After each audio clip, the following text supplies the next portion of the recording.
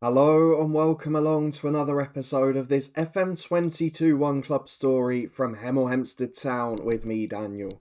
It's part 24 of the Tudor Times today, and we play the last two games of the regular National League season, and yet again, the playoff chase is going down to the wire. We'd have bitten your arm off for this with 5 or 6 games of the season gone when we were doing tactical experiments and getting battered against the likes of Chesterfield and Carlisle. But Chesterfield, now champions. Maybe it's not such a bad result after all. We've bounced back though, we've fought hard, and now we are in one of the tensest, tightest finishes you've seen for a long time in the National League. From Wrexham in 5th place on 74 points down to us in 9th on 72. 3 teams out of 5 are likely to make it to the playoffs, and there are just 2 points separating us with 2 games to go. Now, the problem we've got is that we face 2 sides who have got an awful lot to play for. Darlington first in 21st place must win to keep their survival chances alive, and Bromley with a result on the final day will wrap up a top 3 place and make sure they miss out on the first round of the National League playoffs and progress straight to the semi-final with home advantage. So there is a lot riding on this for both of our opponents, but there's even more riding on it for us. We've all got pretty similar goal differences, even Ebbsfleet 3 points behind, not entirely out of it yet. And if there's a complete disaster, Newport or Hartlepool could officially drop out. But realistically, it's probably between the 5 of us. So it's going to be a massive day. If you're looking forward to finding out if we can make it, please do put a thumbs up on the video. Subscribe down below for daily FM22 content from 2 long-term stories. We've had a massive week in our other story, The Head Coach, and you can catch up with that in the eye above. And of course, there's links to the football podcast and the Twitch channel where there's regular FM live streams. But after narrowly missing out last season, we want to go one better. We're of course without Marsh Brown, we're without a player who we've just signed, we've got our first set of trialists in and we're already trying to improve the club for the summer. Let's have a look at what's been happening since you were last with me, because it actually started really badly after the last episode. We had a 1-0 defeat at home to mid-table Woking, Elliot Hewitt got sent off and we got outplayed, and I thought at this point it was over. But what we mentioned in that last episode, I know it looks weird, is we've had an easy run-in. And until these 2 games, we've played a lot of sides in the sort of lower end of mid-table or who were already relegated. After this Darlington game, we would have played 3 of the bottom 4. If you go back to the start of our decent run here against Maidenhead, they're in the bottom 4 too. So in that spell, the run-in, we've played all of the bottom 4. Before Bromley, we'd only played 1 or 2 sides that are above us in the league, and they're Southend and Aldershot, who are right in the mix with us. We've played quite a few of the fellow semi-pro sides, and we've taken advantage of having a bigger squad, or a slightly better squad overall, against a lot of the semi-pro and average teams. So we're not really reinventing the wheel, and if we get into the playoffs, I would expect us to suffer a little bit. But you never know. You never know if you can make it. So let's see if we can get through against Darlington. I'll show you the results very quickly. We lost against Woking. We beat Barnet 1-0. Victor Sedende, the late hero. And again, if you look until the last game, there's not really been any convincing performances. Victor Sedende, a lot of late goals. Against Halifax, a late brace, including after the equaliser where it looked like we'd thrown it away. At home to Gateshead, a little bit different this time. Sedende, Kapekwa and Aguas with first half goals. At Havant and Waterlooville, late Ellis Harrison penalty. A new signing to bolster the squad at the end of March. My word, he made an impact there. Cool as a cucumber under pressure.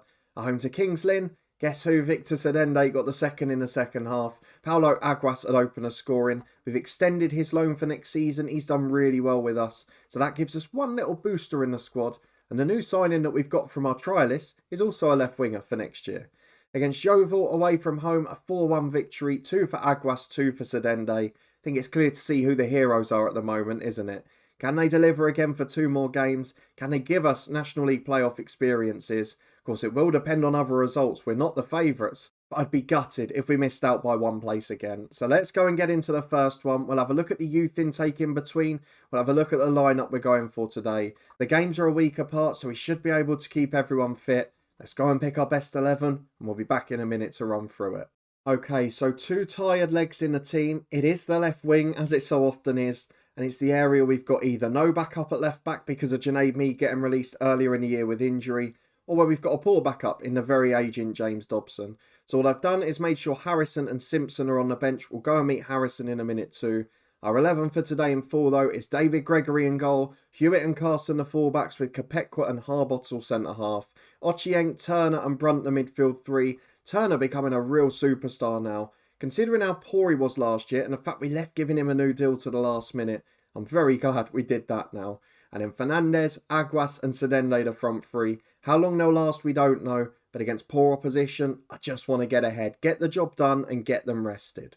Of course, we have got Ellis Harrison on the bench, an experienced DFL name. Did he ever play for Wales? No, the under-21s. We were looking for a right winger to replace Marsh Brown, who'd got that massive injury in the last episode. However, Ellis Harrison did more than that. He gave us a good backup in all three positions. He gave us experience and a player who we could really count on in the big moments. You saw him deliver from the penalty spot. He's a good penalty taker.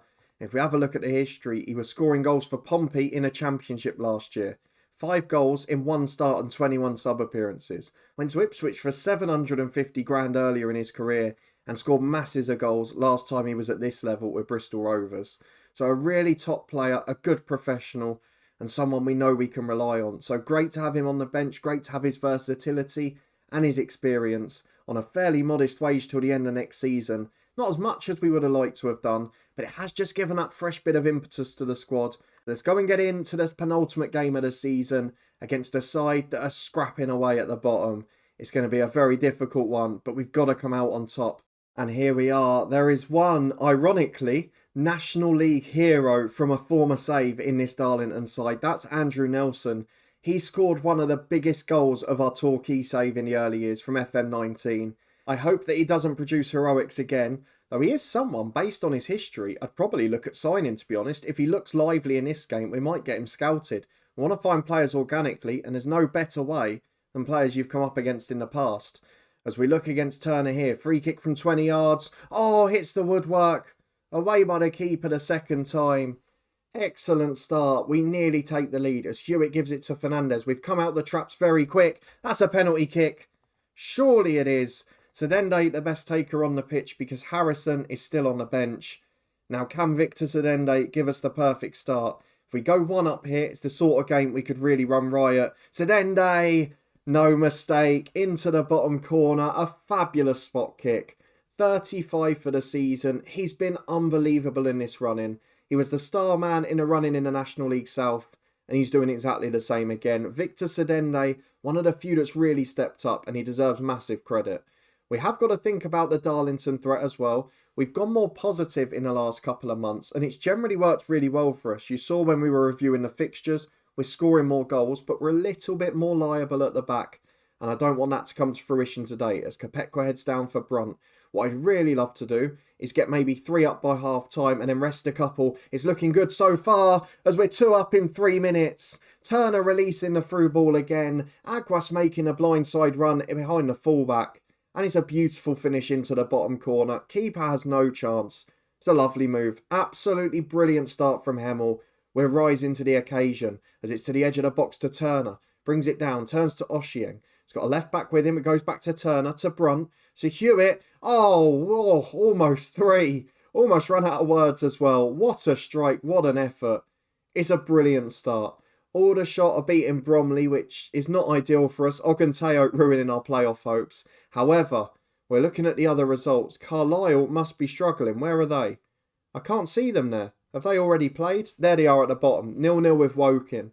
Aldershot now pegged back to 1-1. Wrexham are drawing with Fylde and Southend beating Eastleigh. So Southend, the only other ones winning at the minute, as Turner's got a free kick 30 yards out. Almost scored in the first minute and does score now. Oliver Turner, what a time for your 5th of the season. It is 3-0. It's a sublime display. We have hit form at the right time. Momentum is a beauty. And it's almost worked out well. I know we had that big crisis at the start of the season, but it's almost worked out better. Having a big run of games against the top sides where you lose and you lose and you lose. And in a big spell of games like this where you can really get on a bounce. As Mintus releases Nelson, we've talked about his threat. Don't want him to deliver now. It's a great ball in. You've got to give him that. He created something out of nothing. And just as I thought we were going to be able to make the time-wasting subs and rest a few for the last day of the season, we've been pegged back a bit. We've got to be careful here. Having said that, at half-time it's 3-1. It has been an excellent display. And we didn't really look under threat until we faced that last attack there. As Bromley lead against Aldershot, that is crucial. Carlisle have dropped another point, so they must be losing. And Wrexham are still behind us, which means they're level at Fylde. This is looking lovely at the moment. As Turner's got a free kick on the right, crosses into the back post. Perry heads away, the goal scorer. Harbottle will get there. Bit alien for him being out on the left wing. To Kopekwa, who switches the play to Turner. He's run the show today, Turner. Back to Oshieng. Into Brunt. He's wanted by a lot of EFL clubs now, the playmaker, and we've got to be careful of that because he could be our first big money sale. He plays it out to Kopekwa on the left here. Not sure why he's still out wide, but he's going to the byline himself. Back to Harbottle. I'm worried about who's at centre-half at the minute, as it's out to Turner right side of the box. We're controlling it beautifully. Back flicks from Oshieng. It's a little bit arrogant for me. Turner to Aguas. Can we get the fourth? Goes backwards. It's a very long highlight. Are we going to see a goal at the end? No. We're going to see a red card. And that is my cue to make another change. Let's get Carson off and rested. Let's get Aguas off and rested. And let's do the same with Kopekwa as well. Jack Senga will come on for him. We're going to make sure we've got him fit for the last 8 because he is by far our most important player. We're going to take off Aguas on the left for Harrison. He is going to play as, I think, an inverted winger on support. And then Carson at left back will be replaced by Simpson just to get the job done for the last 25 minutes. With 7 days rest, they should be all right. Now, we've got to make sure there's no slip-ups here, as we've got a free kick again. They're giving away so many fouls. I don't know if it's the speed and the quality of our play, or if they're just being a bit too aggressive. As Turner takes a free kick. Oh, he nearly scored another one. The keeper ended up in the net, but he somehow kept the ball out of it. Very big credit to the Darlington number 1. With 15 to go, we can't throw this away. It's been a brilliant display, and it looks like it's going to be a very important win, as we've got an outswinging corner with Fernandez. Up to Harbottle. Loses out in the air. Headed as far as Harrison. He's got time in the ball, and this is the difference the last couple of months. Having someone like him you can bring on. Something we've never had before. And now they're going down to 9. Darlington are losing their heads. And with it, their National League place. It wouldn't have mattered anyway because Kings Lynn are on course for a point. But Darlington have bottled it when it matters most. We can't throw it away against 9. We can just enjoy this. Fernandez released by Brunt. Might have been offside, but the flag stays down. Hewitt back to the edge to Brunt. Inside to Oshieng. Might be tempted to hit it there, but very professional play. Back to Senga, to Hewitt. The only thing we can ask now is the last 5 minutes without an injury. To Oliver Turner. Oh, he almost scores another. The man is possessed today. Oliver Turner. We were looking for a way to squeeze him into the team. We used a duty which we never usually do in a central midfielder. And my word, has he delivered. 3-1 Hemel Hempstead. A brilliant, brilliant performance. And going into the final game of the season, I know it's against second place Bromley.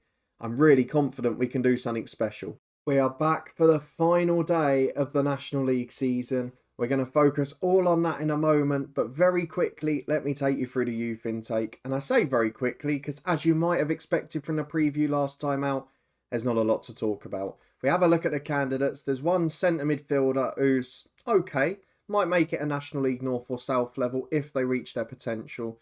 And then Steve Hughes, a centre-half who's not great, is the second best in the intake. The rest are absolute dross. There's one player with 1-star ability in Luca McKinney, who can't run and hasn't got stamina for a fullback, but a good personality. So might be one that reaches their potential. But not a lot that is to be excited about there, and certainly no one that will ever reach our first team. Let's get back to the main event though. We are going away to second place Bromley, in control of our destiny. After other results on the penultimate day, we are in 7th place in the National League. We've got the joint best goal difference along with Wrexham, who did get a late winner in their game. Southend won. Aldershot were beaten in the end by today's opponents for us Bromley. And Carlisle almost out of it after a battering at Woking. However, we have definitely got the toughest fixture on the final day. What we really wanted at this point was to see some of them playing each other, but it's not worked out at all. Carlisle are playing Maidenhead at home, who have been absolutely awful this season. Only 30 points. Should be a home banker.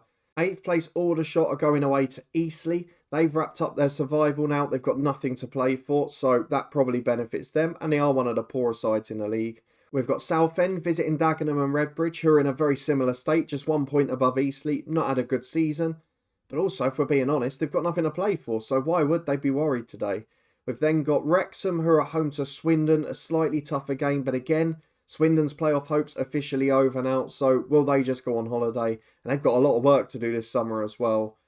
And that's where we are. It's going to be a very difficult test for us. We're going away to a second place team who ran the title to the third day from last, so they're a good side.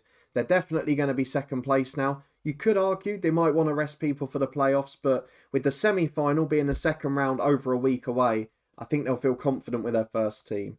We're certainly going to have to play ours, so let's see if all of them are fit. They very much are. So the only difference today is we're going to bring in Brooke into midfield in place of Simpson. Brooke, another one wanted, ironically, by today's opponents, Bromley. So maybe a put on a show for them, who knows. But the 11 is going to be exactly the same one that came flying out the traps against Darlington. We don't want to miss out by one place 2 years in a row.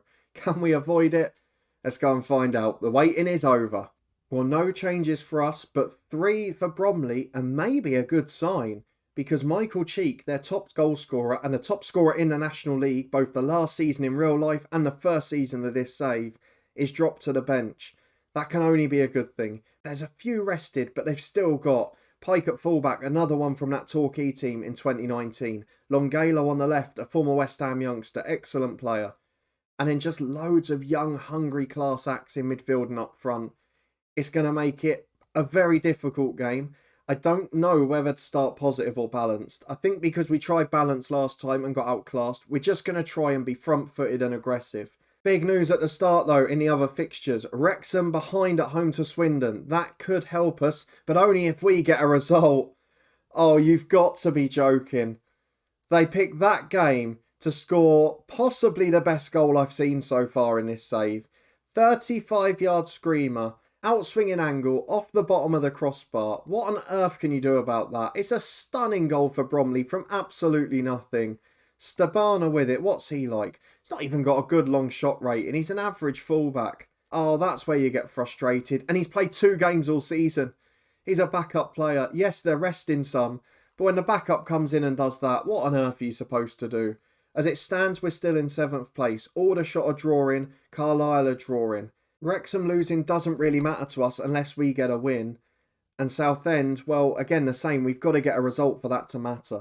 Half an hour gone here. It's been a very even game. But Bromley are on top and they're going to win it. Parker into the back post. We're disintegrating at the big sides. It's been the story of the season. I've got to be honest. Whenever we've played the spell of top teams, we've got absolutely battered most of the time. Whether it's performances or results. When we've played the bottom half teams, as you've seen for the last part of the couple of episodes, it's been very easy for us. So what we've got to do is bolster this squad and try and get ourselves in a position where we can compete with these guys, which is going to be difficult because they're virtually all professional. But at the moment, we're sinking without a trace and the goal difference is an issue. I've bottled it and dropped to balanced. We're going to try and keep the score down. And we just have to hope the other 2 results help us. That's got to be offside. The flag goes up against Parker. He runs away. He hasn't seen it. But it remains 2. We are getting an absolute footballing lesson here. And I'm going to go and berate the lads. Problems in the other games. Carlisle winning 1-0. We've also got a lead for Aldershot at Eastleigh. And as it stands, we're dropping down to 9th place. And somehow a lower finish than last season. We've just not quite got enough. And that is the current position of this Hemel Hempstead Town team. We are just a tiny bit short in some areas of the pitch, and I've got to address that this summer. We've already pre-agreed a deal for one good young left winger, and I've got to have 3 or 4 of that ilk. Sedende nearly scores a screamer.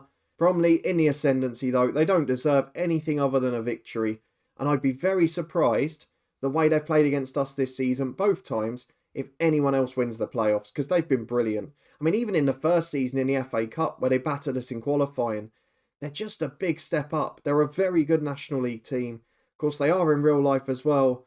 And they're proving it again as they bring it out from the back. They look so composed, so good on the ball. And we've got nothing.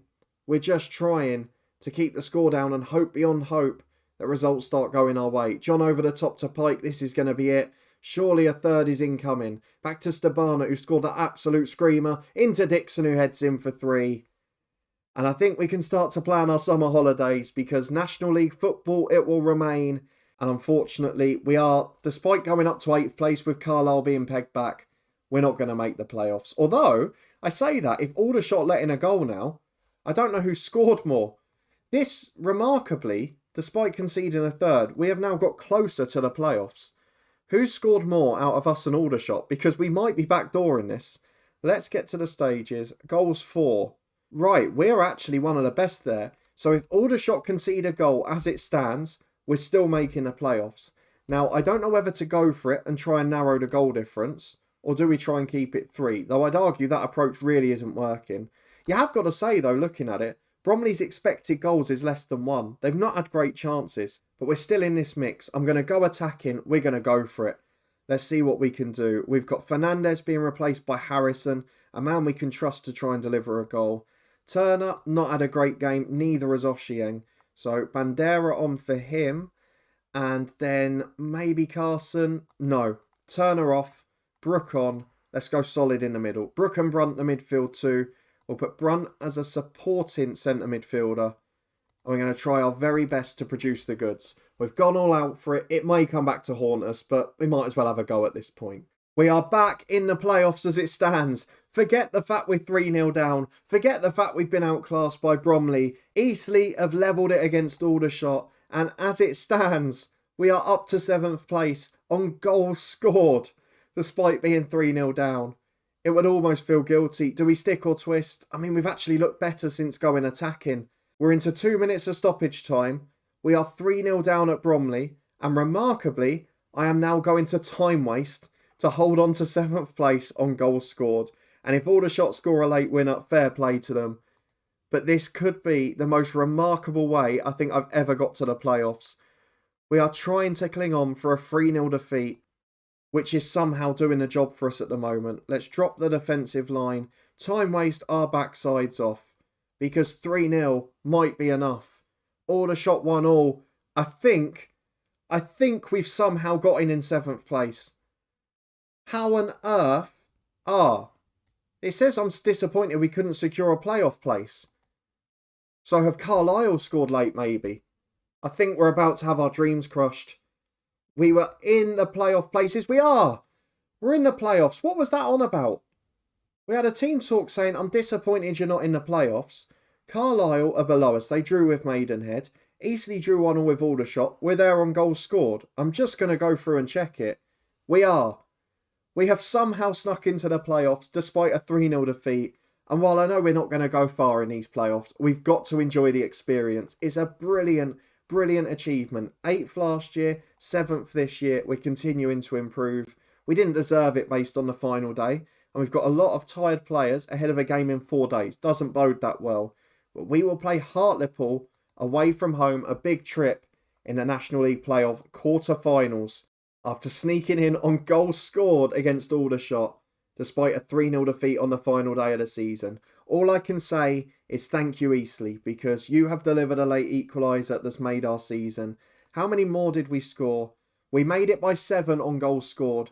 And while, ironically, the thing I've berated most of this season is the fact that we've got a much worse defence than last year. We've not been able to keep clean sheets. We've let in nearly twice as many goals. The thing that's eventually got us there is scoring more. Victor Sedende has got almost half of them himself. And Hemel Hempstead Town, remarkably, will be back in 2 days' time here for our playoff quarter-final. Can you believe it? Let me know in the comments if you've ever got into the playoffs in a more, close manner, but then also a more undeserved manner. I guess it went against us last year. This year we've made it count. If you're looking forward to seeing the playoffs, I'm sure it'll be short-lived, but I'm going to milk it and enjoy it. Then please do put a thumbs up on the video. Let me know what on earth you think of those last 2 games. We're not really good enough against the top 7, but if they have an off day, if we've got a fitter squad, we might well be able to do it. In on goals scored, if you want to see how we get on, subscribe down below and turn that notification bell on. We've got daily FM22 videos from 2 long-term stories. This one will be back in 2 days' time as we head to Hartlepool in the National League playoffs. And in the meantime, we've got a new episode from the head coach in the 3:30 slot tomorrow. Check us out in the eye above on Twitch for regular live streams and any of the playlists or videos you may have missed. But a massive thank you for watching, your continued support as always, and I'll see you next time, remarkably, for playoff football with Hemel Hempstead Town.